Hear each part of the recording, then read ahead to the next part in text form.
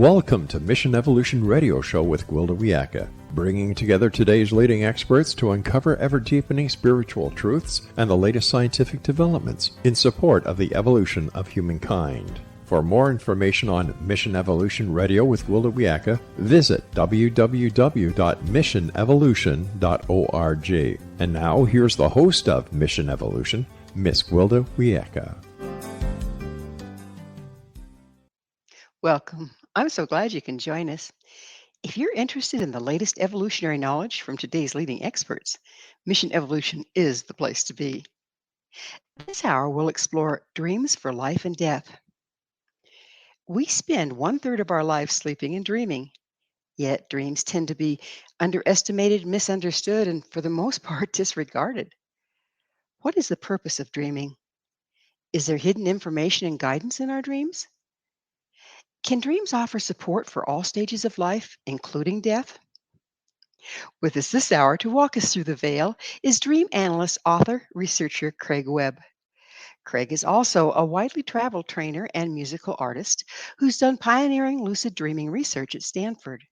His book, The Dreams Behind the Music, reveals little-known dreams that inspired tremendous success for famous artists. Craig's writing highlights principles and techniques anyone can use to harvest their own dreams for significant breakthroughs. His website, applieddreaming.com. Craig, thank you so much for coming on the show. Yeah, great to be here. Like a positive recurring dream, right, Gwilda? Absolutely it is. It's not your first rodeo with me, is it? Better than a nightmare, right? Absolutely. Good, I'm glad to hear it. No, thanks for having me on. Sounds like a great topic here, timing up with Halloween. Absolutely. Kind of linking up, right? Yes, it is. In fact, let's just dive right into it. Tell us about dreams and death. Well, actually, dreams and death aren't too far apart, according to Shakespeare. You know, sleep is death's little brother in some of the plays there. But just think about it. We go to sleep at the pillow. Most of us, hopefully many of us, never really question that we're going to wake up. And then, of course, with death, we usually have a bit more sense, at least for quite some time, or this life, we're not going to wake up. But other than that, we're out, we're unconscious, cold, body's not really moving much. So they're very close.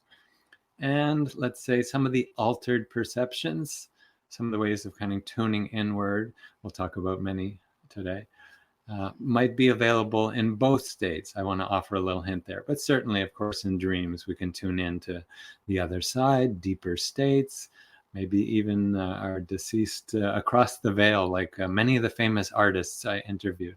Have you ever, like I think about 90% of people, have you ever dreamt of a deceased loved one, Gwilda? Yes, quite frequently. Okay. And any inside info came to you that you found useful in waking life? As a rule, yes. Pretty interesting stuff, that. Right. Well, those dreams are sometimes, let's say, a little bit more symbolic or maybe emotional, sometimes finishing unfinished business. Sort of depends a little bit on the scenario. And then also usually within about the first 9 months after somebody's passed on, roughly 9 months. It changes a little bit per person and per deceased. That we don't usually connect so much with the spirit. It's not as much an authentic visitation as after about 9 months. Then we can have a little more contact. And it's hard to say exactly why that is. It's shown statistically that that's quite accurate across different age groups, different cultures. But my guess is there's something like, when we move to another country, there's some time to get established, get lined up, get our things in order, make house, whatever, on the other side. And then we can sort of reach out and communicate with the living here. Like Stevie Wonder's mom. Interested in an interesting story? Absolutely. Well, I think most of our listeners here and viewers know Stevie Wonder, the great artist who's I think spans many genres, but at least has lots of popular hits. And he wasn't necessarily a huge dreamer, and he often collaborated with his mother. Not too many people knew on some of the songs. Sign, seal, deliver, I'm yours, and many others. She helped write those. So they were very close, very tight. And when she passed, he said, wow, I really want to take just a year to myself, kind of grieve, spend time. I guess atonement, or just be at peace with the passing. And he told his manager, I guess his tour director and different agents, could you, remove all my engagements and the concert tour? We'll just, I don't know, give them a rain check or something. And they said, okay, sure, we understand. And then about a week later, he calls them and says, hi guys, I'm really sorry, but could you reschedule all my TV interviews? Could you put back on that concert tour that we had? And actually, can you add this whole new album? I'm going to do a tribute album to my mom. And they were like, okay, but what happened?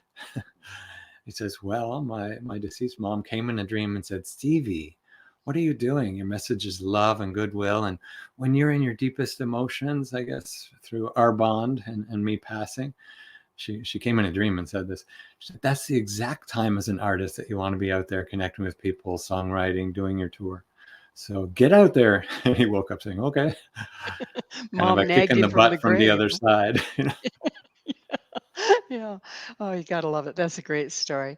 So what the deceased obviously can communicate with us through our dreams. Help me understand. Did you say usually it's about 9 months after they cross that they really start communicating? I didn't catch that. Yeah, that's a generalization. So it depends on the deceased and also the living.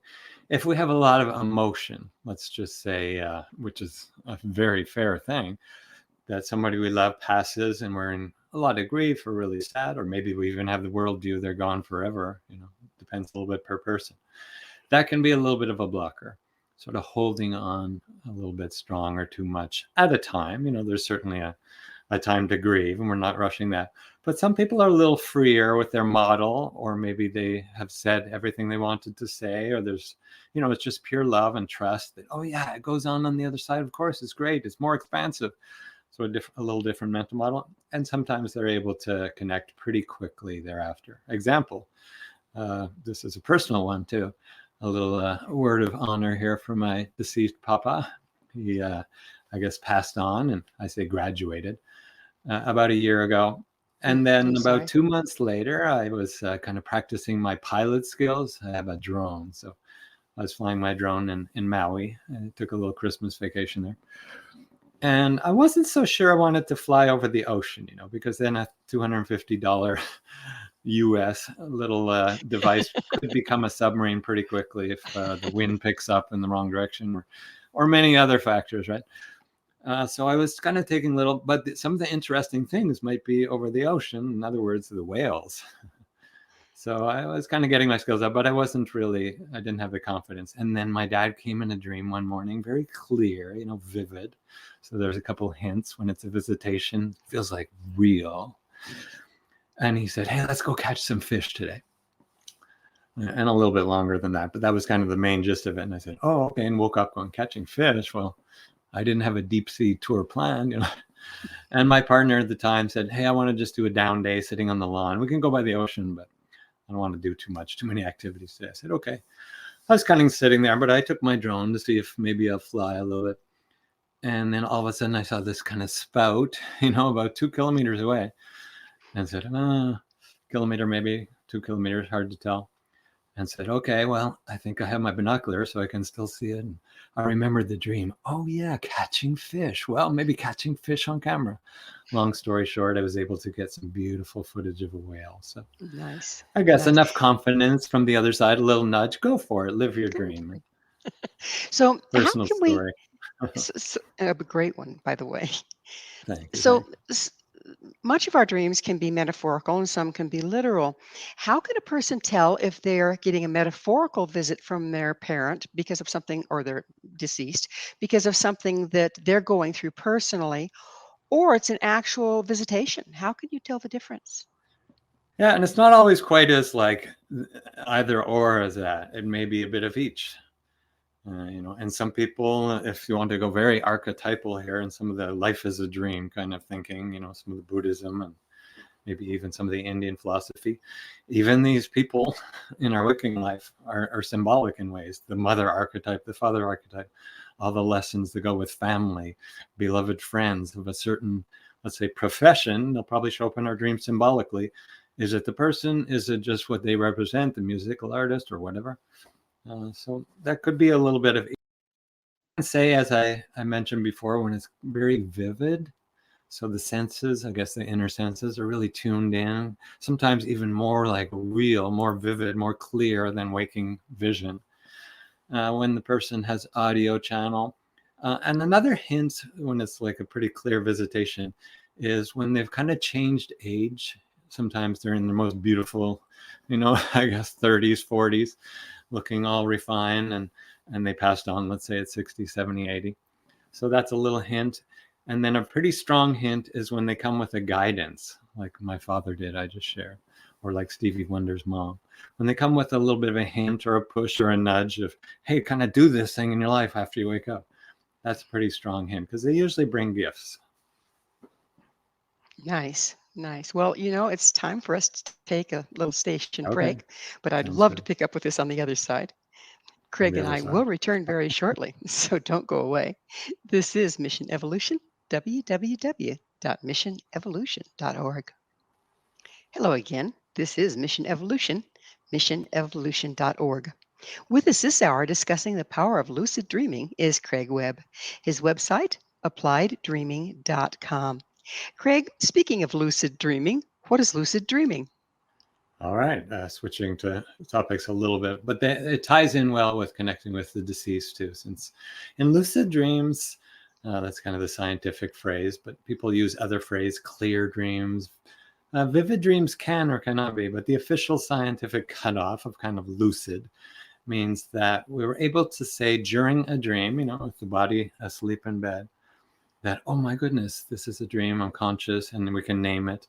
And hopefully we have different aspects of our mind or our brain active, which they aren't always, but we can remember, hey, I wanted to do an experiment like meet with my deceased father, or maybe I wanted to get insights for my investments, or maybe I had a health problem. I wanted to kind of ask the dream. Sometimes we can just kind of go quiet, put a thought out to the dream, kind of speak to our dream weaver, if you will, and we'll get a response within seconds. So there's lots of really beautiful waking benefits, practical applications that can come once we're lucid. It kind of amplifies all the gifts the dreams always offer, we could say. Have you had lucid dreams, Gwilda, where you're conscious in the dream? Yes. Mm-hmm. And anything interesting to share? Any you remember specifically? Well, once I'm in a lucid dream, then I can direct the dream. I can choose where to All go, right. what information I want to access, that sort of thing. And then it's just a matter of interpretation. So it's really fun.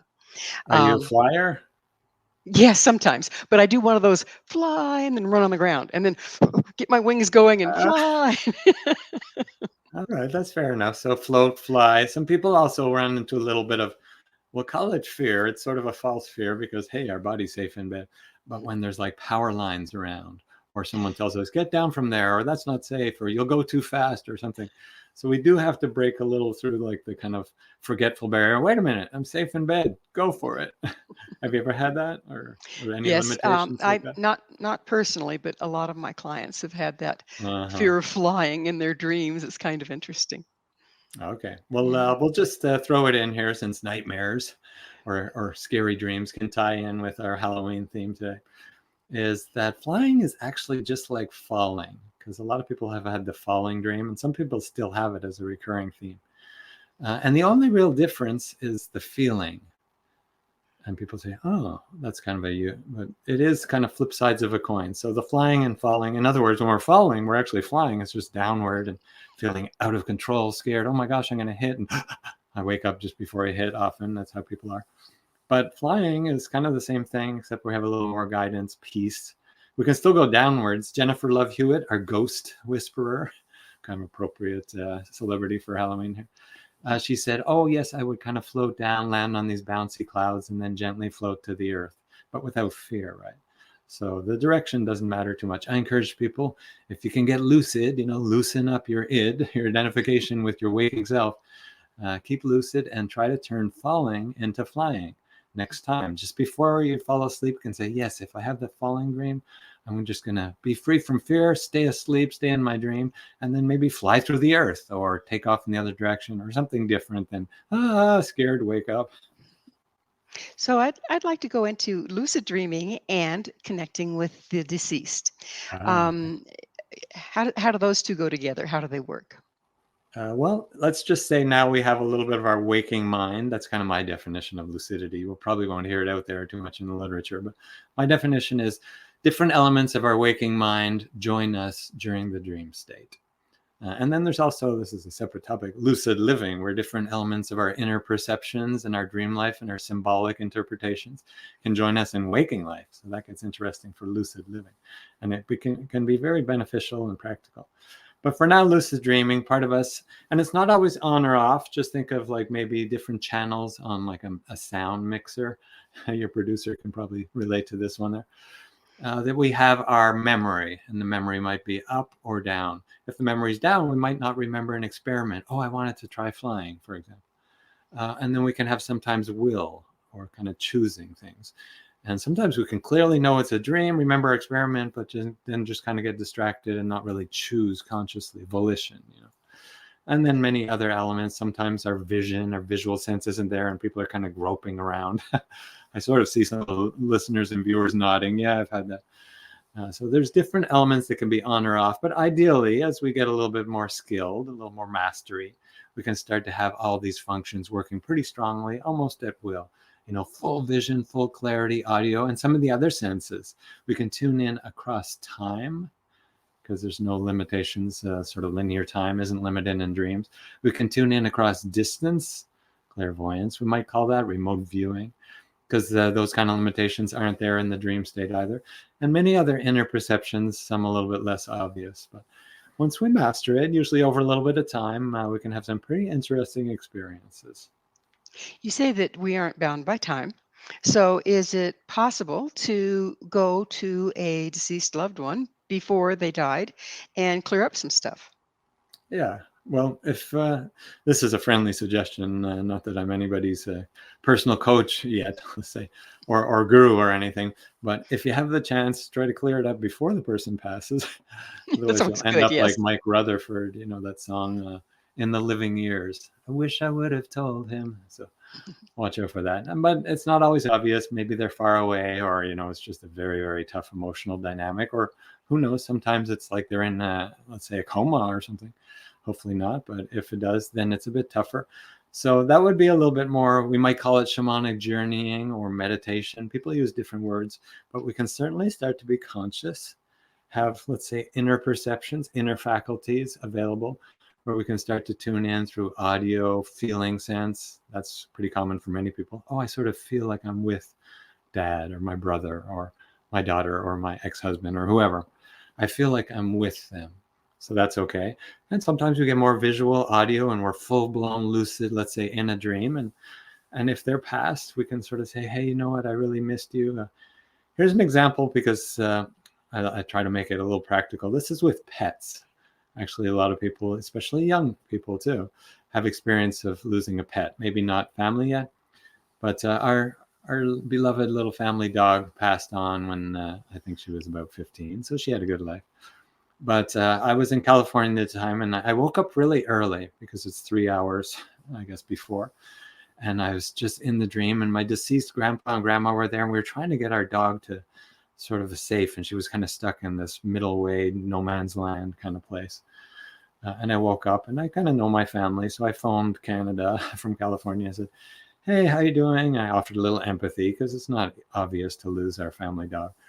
And I said, are you guys still really holding on and missing? And they said, yeah, we were at the grave crying all day, and we buried her. And I said, very understandable, held some space, and then said, but I had this dream that she's kind of stuck in the middle way, and grandma and grandpa, who are deceased, are trying to help on the other side. Let's get her to move on, to accelerate her, to quicken, I guess, where she has to go. And they said, oh, okay. And I said, as much as you can, peacefully, just try to kind of let it go, trust, be at peace, and don't hold on too much, because I think it's kind of a gravity pulling her back. And they said yes, and then I didn't have any more dreams. So we kind of assume. Very practical dream where I'm sort of getting inside info that we can act on later in life. And we hope it sort of helped our animal spirit here a little bit. They are loyal little boogers, aren't they? I tell you, and there's so much love there, right? Because they Yeah, don't they're just talk back lovely. too often. Exactly. They're Like great some of family. us waking people, probably me. So how can people start to become more lucid in their dreams? I can hear our audience going, okay, this is all lovely, but I've never had a lucid dream. How How do I get me some of that? Yeah. Well, I'll give a little hint. Sometimes we don't want them riding too much just on the word, or I had one, I didn't have one, was this one?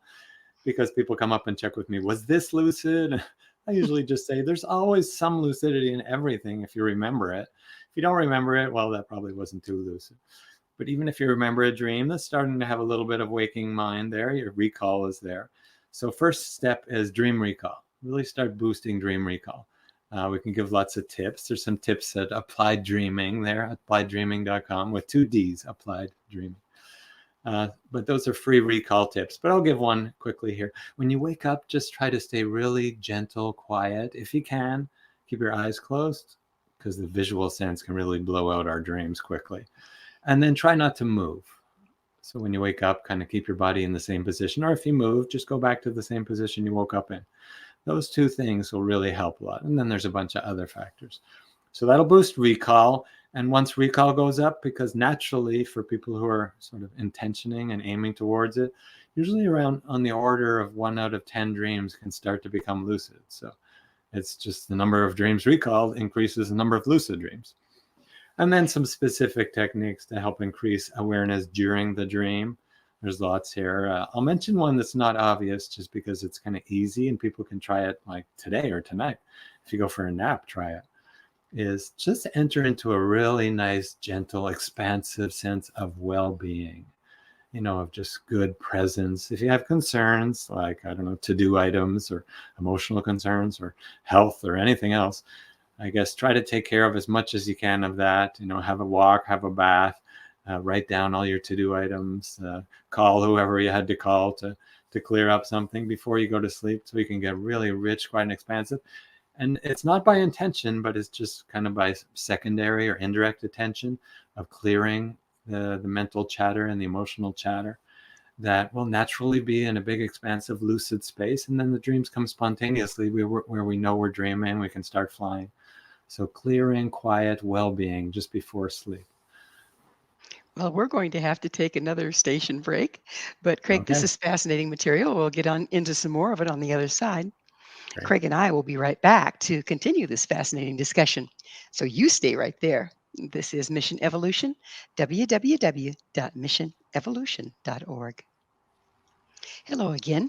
This is Mission Evolution. With us as we continue to discuss the mysterious world of dreams is Craig Webb. His website, appliedDreaming.com. Craig, have you ever had, or could you tell us about, dreams that foretell the future? Yeah. Some people call precognition, premonitions, prescient. There's a lot of portentous. There's lots of interesting words for that. And I think not just me here, but actually 2 out of 3 people have had some kind of inner experience, dream, sometimes more of a deja vu or intuitive hit, where something very specific comes on inner senses, not physical senses. And then later, sometimes very soon after, but sometimes, weeks, months, days, weeks, months, shows up that's clearly connected with their inner experience. In other words, a premonition, a precognition, when it's specific and a pretty rare event. So, we can't officially say what's super rare or not, but it's not like the dog came home, because that's not going to be too valid. It's possible that we had a prescient dream about the dog coming home, but the dog might have come home also. So it has to be kind of specific. And then if you use pretty stringent criteria, the person had to have shared the inner experience first, and then it has to be very specific, and then it had to happen. And obviously the report corresponds pretty well. But 1 out of 12 people have had a verifiable premonition. So that's pretty high numbers, right, Gwilda? 2 out It of 3 really have had is. one Yeah. subjectively, and then I guess 1 out of 12 if we put pretty strong criteria. I've Are had you them many. I mean, I have it almost every day because I'm kind of tuned in and open to that idea. So one key thing, if people are interested, if it's kind of out there, too out there for you, just keep an open mind. But if you're interested enough, just being open and that it's possible, that starts to allow in some of the premonition or precognitive experiences. Do you find that consistently journaling your dreams, A, helps you remember them, and B, helps you start to recognize when you've had precognizant dreams? Absolutely. And that's one of the techniques that I'll offer during the teleclasses. I lead teleclasses online with students and sometimes private trainings too. Obviously, boosting dream recall is good for many things. One is lucidity. A less obvious one here, we'll just mention it because it's tied with the precognition, is the dream channel, kind of the info channel where the inside info of dreams comes, in other words, recall, is actually the same channel, or at least part of the same channel system as what intuition is, gut feelings, hunches. So if we open up intuition, if we open up dreams, kind of recall dreams or record them on a voice recorder or something, then we're opening up our intuitive sense, our hunches, our gut feeling. So that's positive. And then the precognitive stuff can start naturally coming through more and more. And I could say that it's pretty interesting when people start sharing it more and more. And you start to see that the dreams knew who specifically we'd speak to that day, and they knew what was going on in their life. You know, let's say the collective unconscious is available. We're starting to tune into the premonitions. So definitely one of the things is sort of recording them and tracking them, and then going back. You have to go back. Let's say I usually do about halfway through a 10-week teleclass, week 5. Just go back and underline anything or highlight it in a certain color that you think might have tuned into the future. And as you say, yeah, people go, oh my goodness, yeah, I forgot about that. Do you find that deja vu times ties in with precognitive dream? In other words, you had a dream you may not remember, but then when the incident starts to happen, you feel like you've seen it before. Yeah, and that's French here. I'm from Quebec, so we know déjà vu Already means seen. already seen, right? Mhm. And there's actually a few variations to the déjà vu. Not too many people are familiar with déjà vécu, also French, means already lived. Oh, okay. Déjà visité, already visited. And these are slight variations, perhaps different inner senses, but definitely kind of inner experiences that connect later with waking life. Example, déjà visité, I think, is that we're all of a sudden we're kind of transported to a place that was, I guess, visité. I might be mixing up déjà vécu and déjà visité, but we're transported to the same place that we're in like 100 years ago. You know, and all of a sudden there's like a horse-drawn carriage going by, but it feels like full-blown real. Oh my gosh, what happened? And then a few seconds later, we're like, oh, what was that? That was a dream? Well, that was probably a déjà vécu or a déjà visité. So there's variations, but they can start to be interesting and practical. I'll offer this little hint. I don't want to tell anybody their experience, but if you do have a déjà vu, which is pretty common, just notice if there's a very important decision pending or you're just thinking about it right around the moment you had it. In other words, in our physics language, because I have a degree in physics here, I'm a recovering thinkaholic. Did I tell you that, Gwilda?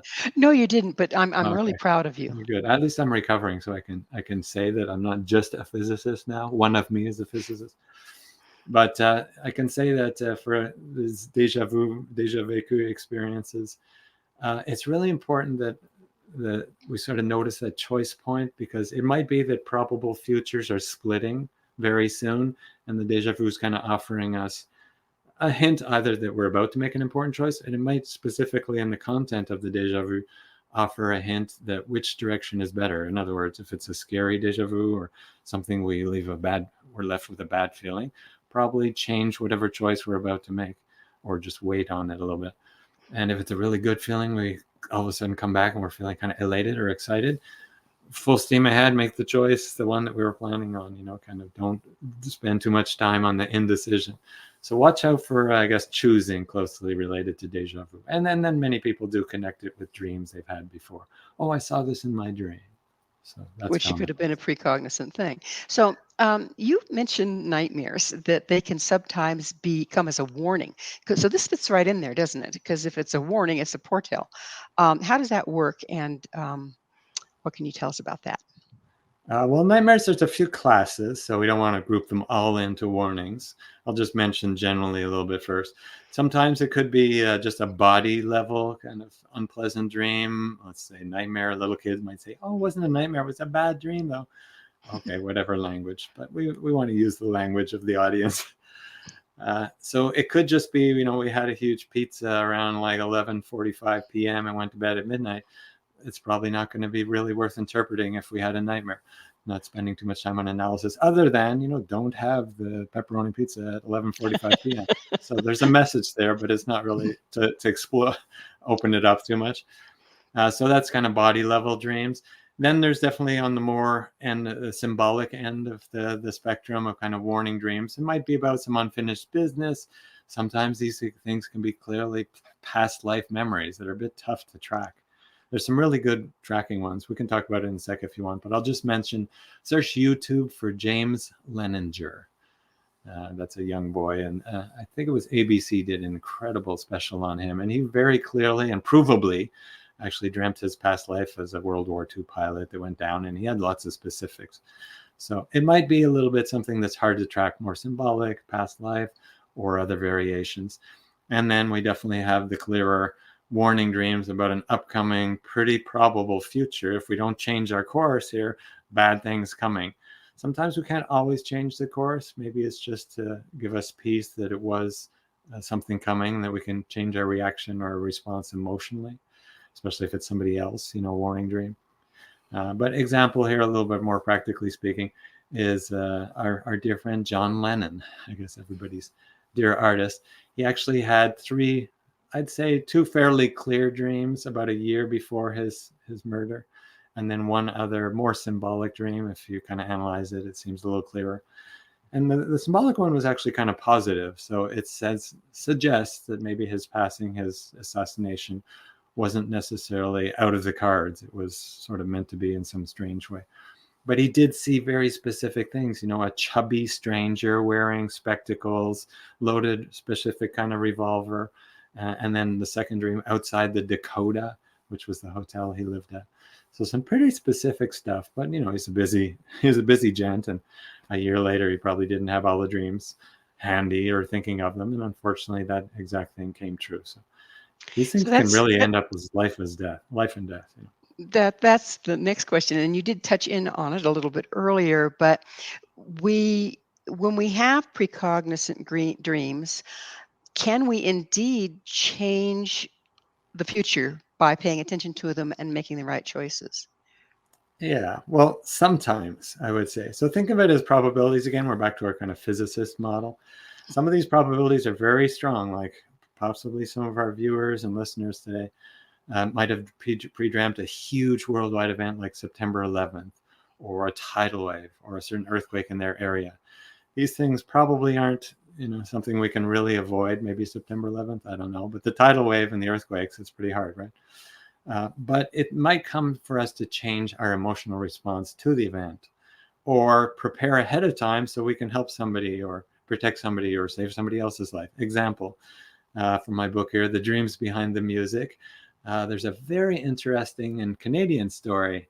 Shout out to Clary Croft here, an amazing radio host, and also I guess ethnologist. He studies sort of the history of music.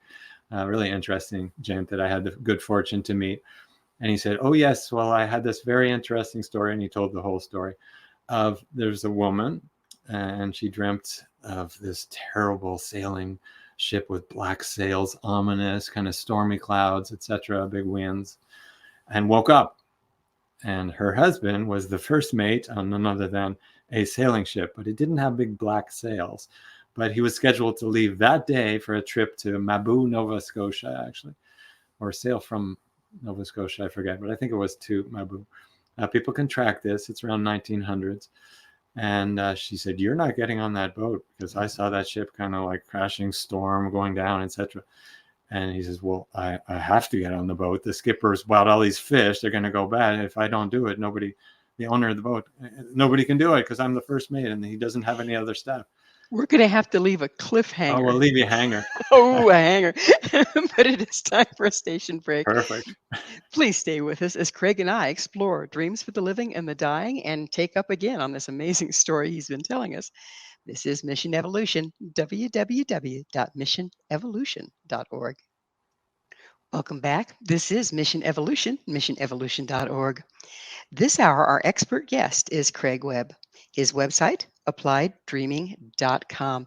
Craig, we left everybody hanging on a cliff with the story you were telling about black sails. Would you continue? Yeah, which is actually the title of the song that was written about this, so people can look that up. It's a very little known song, so I'm not going to say it was a huge hit or anything, but it does tell this story. So just kind of quick summary, the wife of the first mate woke up, said, you're not going. He said, but I have to.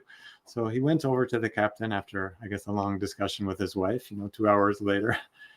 and finally said, "I'm really, really sorry. I'm not sure what to do, but it's either I come today and lose my marriage because my wife is, or else maybe you can cancel the whole trip. My wife had this scary dream. I know it's kind of weird, but the black sails, the ship kind of crashed in a storm. I know the weather doesn't look terrible, but I can't come with you today. I'm really sorry."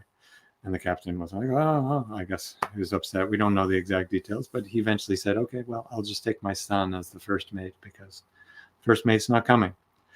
So this is kind of ties to your question, do we have choice? Well, they both had choice.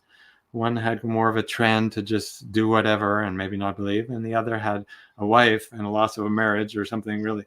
And maybe he believed a little bit in the dreams of his wife from before. Usually it's not the first one when it's a life and death warning. There's some preamble. And so long story short, unfortunately, it was quite a sad ending that the first mate stayed alive and lived, of course, because he didn't go. But the captain and his son did perish in a terrible storm, and they lost all the fish and everything too. So that part's really sad. But Clary Croft, who actually shares this story, says, "The strangest thing is I had this ship on my wall, kind of a small model ship, half a ship cut in half. And it had the same name as this story I learned about, the Annie M. Pride. That's the name of the ship. And so I asked my parents, during my whole childhood, there was a ship on my wall that says Annie M. Pride. Where did we get that?" And they said, "Oh, well, that was the half model, it's called. It's the little miniature model. When they make an actual ship, they make a miniature version first. I think it's about 1/7, different sizes, but about 1/7 or 1/11 the size, depending. And they're just testing out, does all the parts work? Is it solid structurally, etc. I said, "We had the actual other and the only existing model of the Annie M. Pride was on your wall." I said, "That's freaky," because the woman died and everything. He goes, "Oh yeah, Annie M. Pride, that's your maternal relative." So are we tuning into collective consciousness there, or genetic consciousness when we dream things like that? Well, yeah, possibly. I mean, he didn't exactly dream of the ship on his wall. Somehow, maybe it's a reincarnational thing that he was the son or the captain, or who knows exactly. But definitely the wife who dreamt for her husband, she's tuning into, let's say, a very likely, not probably 100%, but a very likely future of the storm hitting where they're going to sail the ship. And she's saying, like, "Don't do it. That's why I had the dream. It's to, protect you." And I imagine she probably had some other warning dreams before. So the husband trusted enough to, go against some pretty strong logic of the guy's relying on me, my pay, et cetera, and said, "Okay, I don't go." And his life was saved. So it's significant things. So tell us about the dreams and the music. Dreams and music. Well, many of these examples can tie in with many of these famous artists, since we're kind of on the theme of warning dreams here. You've heard of Lynyrd Skynyrd, the band? Mm-hmm. Sweet Home Alabama, and many. That was dream inspired, also some of the music in that one.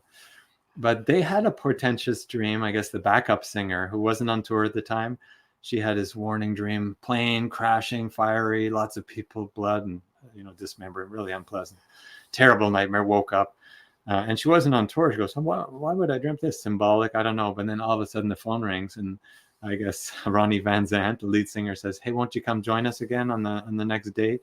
We're going to play tomorrow. Why don't you just fly out? We'll pay for your ticket." She goes, "No, I just woke up from this scary dream." Her mother said, "It was just a nightmare." You go, "No, it was real, vivid, clear. I'm not doing it. Sorry, I'll come in a week, but I'm not coming tomorrow." And she said, "Don't go on the plane. I mean, I had this scary." She told him all the details. And he said, "Oh, I don't know." So this was so clear and vivid, and someone they trusted so much that the band actually had a meeting. Two of the band booked tickets on a different flight than their private jet, I guess, where it turns out I think the pilots have been known to smoke up a little bit. So we won't get into that part of it. But anyway, and they had a meeting and they said, "Okay, well, we'll take this flight as our last one. Otherwise, we won't make it to the concert on time. But after that, we'll kind of change pilots or change planes or something, because that is pretty scary," from our backup singer. Unfortunately, that was the doorway, and the plane did go down, and 4 or 5 members died, and many were seriously injured, and it was just terrible. We lost the lead singer, Lynyrd Skynyrd, there. So big warning dreams that probably weren't very successfully followed. It's just gets very expensive, right? Yeah, it's better safe than sorry, it sounds like to me. Yeah, So that's what I say. If it's not expensive, there's nothing really riding on it. Just don't do the thing. Don't take a risk. If we dream of something that's positive, even like oranges, what do we have to lose? What do we have to lose? Just try some oranges. Maybe it's a diet dream. So if it's not expensive or risky, or might disturb relationships, like our boss or something, just try it. See what happens. Start documenting and keeping track. Track it, practice. Maybe you make a few mistakes. One example, I had a dream where it was guidance for my health because I was very acidic, and I saw lots of pineapple juice, very specific concentrate. And I said, oh, I don't know, because the acidity had made itchy skin. So I got some of this concentrate pineapple juice and I spread it on the itchy spots on my skin. And the next night my dream said, you idiot, no, drink it. You do with juice. You don't put it on your skin, you drink it. And I said, oh, okay, I guess that makes sense. But at least I tried and showed up. So I had the next dream that gave me kind of a course correction and said, no, do this. So if we show up for it, then we get the next level, the next step. Well, Craig, it's about that time in the show where I have to ask, what is your mission? My mission? I think part of my mission is passion. Just kind of follow what brings the most joy to me, because who I am is going to come across almost more than everything I say. Probably people forget a lot of that. Hopefully not too much of it. But I will mention that anybody who's kind of following their joy is probably more likely to be lucid and have these dreams, some of the conscious dreams. Specifically, professionally, I really want to see as many people as possible connect with some of these deep inner truths and senses. And let's say they're A, spiritual and life lessons, and B, some of their inner creative gifts, which sometimes are the same thing, right? And bring those out to us, because as Yoko Ono said, a dream that we just dream alone, it's only a dream. A dream we dream together, that's reality. So act on your dreams. Not just what does it mean, that's good, but what does my dream want? So I ask that almost every day, Gwilda, and it sounds like you do here with your show that's expanding. So kudos to us dreamers bringing this stuff real. Absolutely. So, again, on the note of Halloween and into dreams, what about collaborative dreams, or dreams where can you actually influence other people in your dreams? Yes, and also not just us waking, living people. Sometimes the deceased can significantly influence waking world, the physical world. A very recent example that I really like, because it's got like a wordplay in it for Halloween here. Are you familiar with Bob Weir? Do you know that name? No, I don't. See, most people don't know the name, but if I said Jerry Garcia, of course, starting to get warmer. We all know the lead singer of the Grateful Dead. I thought that would be appropriate for Halloween. Yeah. We're kind of giving a new, let's say, a whole paradigm to being dead. Grateful. In this case, Jerry, who's deceased now, comes to his number one man before that, one of the key members of the Grateful Dead, Bob Weir, in dreams, delivers example song messages as sort of an animal, a musical animal that, Bob had to kind of wrangle and make peace with. And finally, he kind of, wrangled it into waking life and wrote a song about it. But imagine a gift from the deceased that brings us new music. And this is all over the place. We'll see it very often. I can give you story after story. Jennifer Lopez had a singer who died from cancer a few weeks before, Rocio Dursal, a Spanish singer. Maybe not too many of us know. But she came and gave a beautiful gift that ended up being Jennifer's first big Spanish language hit. So many, many, many connections from the other side to affect the waking world. So can we actually, we're just about out of time period, but can we actually influence other people as far as have them do things that they wouldn't normally thought to do? Ooh, Inception, right? The movie, Christopher Nolan movie. Yes, and don't forget there's always some level of permission. So if we hadn't really set any kind of inner protection, or we're just open to something, or we're going down some weird avenues, thinking-wise or action-wise, we might attract some less pleasant things. But we can always have permission, protection, a little white light around us. I don't want this happening, or no weird energies or weird, let's say, entities coming. That'll protect us. But if we do that, we can certainly start to influence along the lines of Inception. Example, one of the clients from my teleclasses really wanted to face more fears. Now, I didn't know she was traveling in Hawaii, but all of a sudden, I'm swimming, so first person in my dream and quite lucid.